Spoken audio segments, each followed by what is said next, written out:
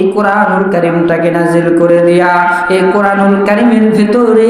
আমি আল্লাহ রাব্বুল আলামিন মানুষ কোন পথে চললে জান্নাতের ভিতরে যাবে, কোন পথে চললে জাহান্নামের ভিতরে যাবে, এই সবগুলো আমি আল্লাহ রাব্বুল আলামিন পবিত্র কোরআনুল কারীমের ভিতরে সুন্দরভাবে বর্ণনা করে দিয়েছি। চিল্লায় বলুন সুবহানাল্লাহ।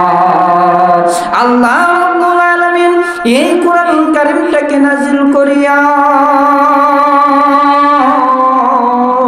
আমার আল্লাহ রাব্বুল আলামিন বলেন, কুল বিফাদলিল্লাহি, ও নবী আপনি মানুষদেরকে জানা দেন, নবী গো আপনি মানুষদেরকে বুঝায়া দেন গো নবী, কুল বিফাদলিল্লাহি, আমি আল্লাহ রাব্বুল আলামিন এই কোরআনুল কারীমটাকে নাজিল করে দিয়েছি, ফাবি রাহমাতিহি, এই কোরআনুল কারীমের ভিতরে আমি আল্লাহ রাব্বুল আলামিন পৃথিবীর সমস্ত রহমত